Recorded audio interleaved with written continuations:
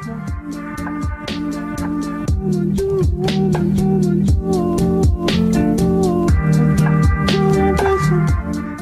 up guys, it's Kiara and welcome back to another video. If you are new here, feel free to subscribe, and if you're back, nice to see you again, my friend. I love you very much. I love you all. Let's get into it. Wait, not yet. Let me explain first what we're doing. So lately I've been finding myself falling down the rabbit hole of Rick and Morty theory videos, and let me just say I am amazed. Rick and Morty is like probably one of my favorite shows. I watch it all the time. It's one of the shows that you can rewatch the seasons over and over again and you figure out new stuff every single time because it's pretty in-depth. You can see my poster right there. So today I'm going to be sharing with you guys my favorite Rick and Morty theories, and it's only 2, but you're going to see how in-depth it is based on how long it's going to take for me to explain each of them. And if you want like the super duper nitty gritty in-depth video, I'm going to put some in the description so you guys can check it out, because I'm only going to be chipping at the tip of the iceberg because it's really that much, but it's also really exciting based on that same fact. And spoiler alert, if you haven't watched season 4, spoiler alert, go watch it and then come back and watch this video. Wait, actually that's not true. I don't even think I hit on any spoilers in this video. My mind is a unorganized basket. But anyways, let's get right into it. So the first theory that we're going to be talking about is evil Morty is Rick's original Morty. Let's get into it. In the opening theme of Rick and Morty, a quite memorable part of it is when Rick and Morty can be seen passing through a planet that has giant mutant frogs, and Rick can be seen leaving through a portal, and Morty is basically left behind. And it kind of stops as if the frog's about to eat Morty, but we don't see the rest of that. So we first meet evil Morty in season 1, episode 10, Closer Encounters of the Rick Kind. In this episode, Morty gets to see the Citadel for the first time because Rick and Morty get arrested for a bunch of crimes that the Council of Ricks thought only Rick C-137 and his Morty could have possibly committed. But in reality, it was done by evil Rick and evil Morty. It is soon revealed at the end of the episode that evil Morty was controlling evil Rick, which is actually a robotic version of a Rick, which we don't know if it was a robotic Rick or a Rick who he turned into a robot. But regardless, he was able to work that kind of technology and control that Rick through his eye patch that he was wearing. Let's get into that eye patch situation. When they unveil that Rick was actually a robot and he had a bunch of wires and stuff in his head, they pulled out a receiver. And they're like, this is the receiver, but then where's the transmitter? All dramatic and stuff. It pans to evil Morty leaving with that song. I don't want to get copyrighted, but you know what I'm talking about. You know, he rips off his eye patch and a bunch of wires come out. But on his eye, in his body, in his face, you can see the wires hanging out of his face. The first thing that came to my mind when you can see the wires hanging out of evil Morty's face is that possibly Rick C-137 had done experiments on evil Morty, and that could add on to why evil Morty has such a large vendetta against him, and that's why he's doing everything that he's doing. So back to evil Morty being able to create some type of Rick robot. Evil Morty being able to make a Rick robot or turn a Rick into a robot reveals to us that evil Morty was able to commit crimes extreme enough that the Council of Ricks had no doubt in their mind that Rick C-137 could have been the only one to commit those crimes. Rick C-137 must have taught his original Morty so much of his knowledge that when he abandoned evil Morty, he was able to survive and eventually conquer. That reminds me of something else that evil Morty did. I'm trying to be corny and it's coming off as so terrible. Let's move on to what I'm even talking about. So, finishing up with season 1, episode 10, Rick tells Morty that basically, you know, all the Ricks, they need to have clubs and people need to have clubs to connect and blah, blah, blah. But he says, maybe I don't connect because I'm the rickest Rick there is. And you know, it would go without saying that the rickest Rick would have the Mortiest Morty. Here, he directly tells Morty that he is the rickest Rick, but will not say that Morty is in fact the Mortiest Morty. And this is probably because he isn't the Mortiest Morty. because the Mortiest Morty would have to be his original Morty, aka Evil Morty, period. And I just said Morty is Morty 3,000 times. Moving on. Following up with that, Rick tells Morty a cocky Morty could lead to some big problems. He said it as if he has prior knowledge of dealing with cocky Mortys. This probably implies that because Rick was training his Morty to be basically as smart as he is, it caused problems and resulted in them clashing, and that could have possibly happened before Evil Morty was eventually abandoned. As he gets voted into office as the first Morty at the Citadel in Season 3, Episode 7, the Ricklantis Mixup. In this episode, the Morty running for office is clearly different from the Mortys around him. He is more clever and plays exactly to his audience in order to get elected. Knowing Morty, that would not be able to possibly happen, and that is why this is the first time that has ever happened and that a Morty was able to get elected. Wonder why? Maybe because he resembles so much closely to a Rick. And this also ties into another theory that Rick is Morty and Morty is Rick, but we're not gonna go there right now. We're not going there right now. Once elected, Evil Morty kills off the Ricks that didn't believe in him, where he then begins a fascist reign on the Citadel, which one of his managers was trying to warn them, don't let him get in office, he has to die. Like, he tried to assassinate him, and then he's like, no, he can't be the leader of the Citadel, blah, blah, blah. Tries to show them the proof, and they launch him into space, where they soon find out the true ways of Evil Morty. On top of those facts about Evil Morty being Rick's original Morty, let's go back to Season 1, Episode 10. When Rick C-137 is detained by Evil Rick, they're going through his memories, where you can clearly see a memory of Morty as an infant, and Rick begins to tear up, basically. First of all, Rick being emotional? Okay.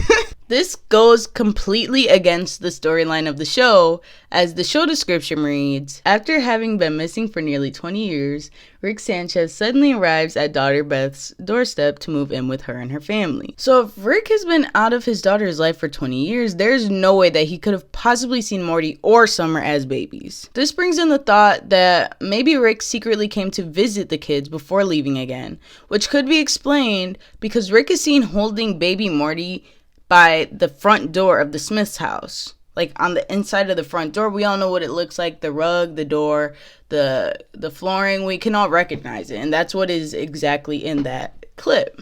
But in Season 2, Episode 5, Get Schwifty, a fan favorite, in Bird Person's house, you can see a photo of Rick holding a baby Morty. This picture has Morty look a bit different than the other clip when it comes to head shape. His head looks more ovalish compared to the rounder way that it looked in the memory clip, but this could be due to him being only a few weeks old in the photo compared to the memory of baby Morty, where this version of Morty is able to stand. So he's obviously older. This second sighting of Rick and baby Morty adds to the theory that Evil Morty is Rick's original Morty. How, you may wonder? Because baby Morty, as seen in the memory clip and the photo, is Evil Morty. This all leaves one question unanswered though. How is Rick around baby Morty? It could be thought that Rick was around the entire time and never left, but wiped the family's memory of Rick for the last 20 years because Rick did something so unfixable that it seemed more logical to fake his abandonment of his family. And it makes sense because Rick does not deal with time travel. So if he were to mess up, he would not go back in time to fix his mistake. He would do something like wipe the memories of all people that were involved in the situation and pretend like he was never there, and then suddenly come back in their lives 20 years later. Now, this is just one of many theories of the true timeline of Rick and Morty, but it is one of my favorites because the complexity of it is very intriguing to me. Another one of my absolutely favorite Rick and Morty theories is that Gravity Falls and Rick and Morty are a part of the same universe or multiverse. I'm serious about the complexity of all of this. The depth is there. If you weren't aware, Justin Roiland, creator of Rick and Morty, and Alex Hirsch, creator of Gravity Falls, are very good friends. They're like best friends. And they decided to add some connections between their shows. This sounds very surface level and like, oh, okay, they just want to connect their shows, that's it, whatever. No, it's more. There's a lot more. So let's get into it. All right, so let's talk about the proof of these shows being connected. So in season 1, episode 10, Close Encounters of the Rick Kind, Rick and Morty are being chased by the Council of Ricks, and they're basically portal jumping. They're just trying to get away from them. But when they get into the place that kind of looks like where they got the mega seeds from in the first episode of season 1, Rick puts up like, I think it was like 6 or 7 portals on the wall of the cliff. And as they jump into one of the portals to lose the Council of Ricks, a few items can be seen coming out of one of the portals. These items are a notepad, a pen, and a mug with a question mark on it. Now, this mug with the question mark on it is very distinct to the Mystery Shack, which is known for its question mark themed merch and everything like that. The exact scene where these items are lost into a portal is in season 2, episode 7, called Society of the Blind Eye. Basically, Grunkle Stan's trying to open up the portal to like figure things out to bring back his brother. Whilst doing so, he loses those 3 items into the portal, and they end up coming out in Rick and Morty. So another thing that can't be seen by the natural Rick and Morty viewing eye, but is mostly seen by the natural Rick and Morty viewing eye watching the seasons over and over again, is Mabel and Dipper Mortys. This was seen in season 3, episode 1, the Rickshank Rickdemption, where Rick, Morty, and Summer are going back to the Citadel, and in the background can be seen 2 Mortys dressed up as Mabel and Dipper with a very distinct blue and white hat. You know what I'm talking about. Alright, we're about to get into the journal. If you're familiar with Gravity Falls, you know that the 3rd journal is very key to helping Mabel, Dipper, and the whole gang defeat Gideon, get the deed back, and eventually defeat Bill Cipher. If you didn't know, copies of the 3rd journal can be bought online to own, and it has all the contents of the original journal, which include journal entries, discussions, stuff like that from Grunkle Stan, aka Stanford Pines, the brother of Grunkle Stan, because they took each other's names. It's confusing. But in this journal, we can see Stanford recounting his adventures and discussing what he's seen in Gravity Falls and while traveling other dimensions and the multiverse, along with coded commentary by none other than Bill Cipher. And also Stanford does codes too, but we'll talk about that. Stanford also has coded messages, but they can be differentiated from Bill's based on the type of coding being used. Stan uses a specific symbol code, and Bill also uses a specific symbol code. So their codes are different based on the symbols used to decode them. One of the most important codes that ties together Gravity Falls and Rick and Morty is a code left by Bill Cipher, which when decoded reads, "Rick was here." Now, I know what you're thinking. What? But it is actually crazy. The code is actually seen on a wanted poster of Stanford, and it's put in the top corner because throughout this journal, Bill is commentating on most pages about the stuff that Stanford is saying in the journal. But by him putting Rick was here, let's just be clear and make it known that he can't be referring to anyone who is in Gravity Falls, because there are no characters that go by the name of Rick. So the only person he could possibly be talking about is the one and only Rick Sanchez. It's so exciting. And if you don't believe me, Stanford discusses in his journal that he's traveling the multiverse to figure out how to defeat Bill Cipher. And he talks about the things that he's experienced through his travels. One part specifically stands out in the journal where he's talking about the creatures that he's seen and met and talked to while traveling the multiverse, because he says that he got into a fist fight with a talking chair. So, this might not ring a bell right away, but in season 1, episode 10, Closer Encounters of the Rick Mind, and I know I've talked about this episode a lot, but I guess it's jam-packed. When Rick and Morty are portal jumping to escape the Council of Ricks, they pass through a dimension where chairs are alive and use humans as furniture. I'm sure you know what I'm talking about. And if you still do not believe me, let's take a look at some of the images of the creatures that Stanford recalls seeing while traveling the many dimensions of the multiverse. On this page, you can see the silhouettes of many creatures, which some can be easily identified from Gravity Falls, such as the merman. But if you look closer, you can see a scrawny alien that may trigger recall in your brain. And that's because it's a Zygerian from the episode M. Night Shyamalan's. It's season 2, episode 2. I don't know how to say it. I'm sorry. Please don't shame me. Correcting. Oh my god. Just let's move on. And if you look on the right page, you can see a silhouette that perfectly resembles a plumbus, which was introduced in season 2, Interdimensional Cable 2, Tempting Fate. These plumbuses and Zygerians are completely unique to the Rick and Morty universe, which tells us that Stanford has traveled to the same multiverse, planets, you name it, that Rick and Morty have. Whew, I'm getting out of breath. So, that's not all.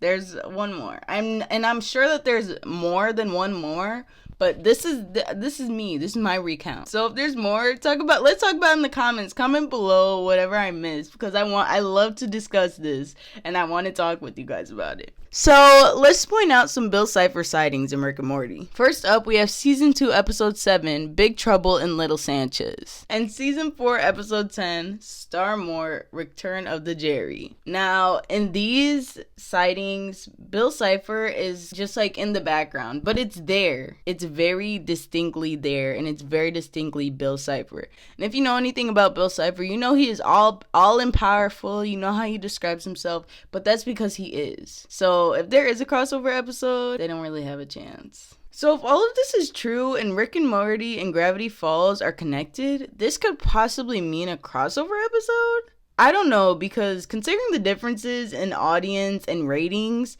it would be very difficult to combine these two shows. But I'm hoping the creators find a way, because that would literally blow my mind. And I'm not referring to Morty's Mind Blowers. This is the end of the video. Thank you guys for watching. I have a bunch of other shows that I want to talk about, and I want to talk about their theories and everything like that. But let me know what you guys want to see. Let me know if you like this video. Like, comment, and subscribe. And let me know how you felt about it. And I really do want to hear what you guys think about these theories. I want to discuss with you guys. So let's take it to the comment section. And I'll see you guys next time on my videos. Peace.